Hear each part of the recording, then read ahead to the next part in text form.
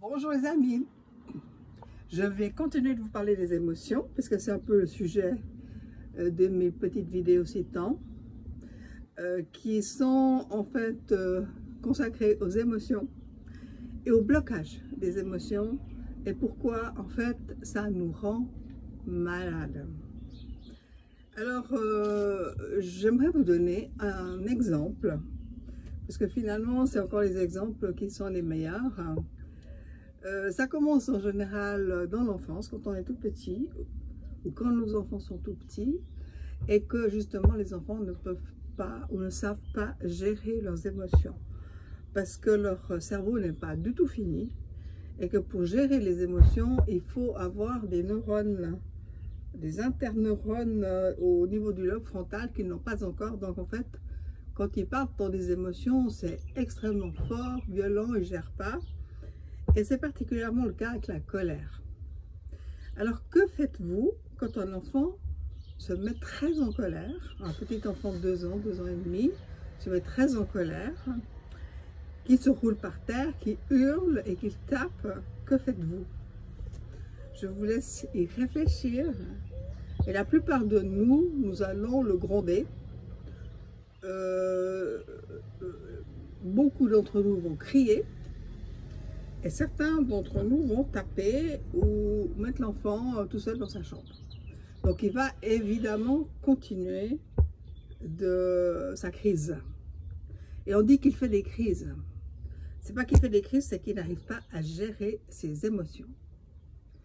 Alors j'aimerais vous donner l'exemple. Voilà, l'enfant a des crises de colère quand il est frustré ou quand c'est injuste. Ce sont les deux causes. Je vous donne l'exemple. Il voudrait avoir la petite voiture rouge de son copain ou la jolie Barbie de la copine.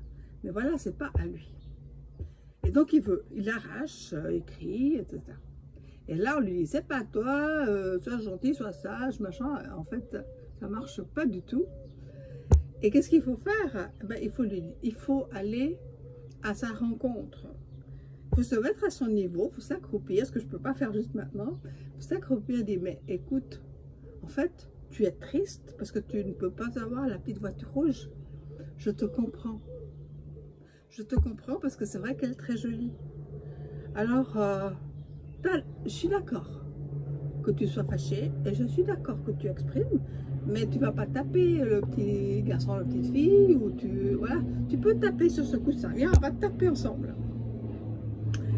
Et le fait que l'enfant soit reconnu, dit, mais oui, mais tu peux crier. Je suis d'accord que tu cries. Voilà, voilà. Ça va durer 30 secondes ou 40 secondes et il va s'arrêter. Parce qu'il aura extériorisé. Et donc, cette émotion-là ne va pas se bloquer. Contrairement à si vous le punissez tout seul dans sa chambre ou si vous le tapez. Voilà, ce sont des petits exemples pour vous montrer comment on peut faire autrement pour ne pas bloquer les émotions et les rendre ensuite violents. Et donc, tout ça, c'est écrit dans mon livre. Hein. Je vous montre, je vous présente mon livre qui vient de sortir, qui vous dit que si on bloque nos émotions, on tombe malade et que donc il faut les débloquer. Donc, la prévention est toujours meilleure que de devoir après faire des thérapies qui sont longues. Bonne journée à vous.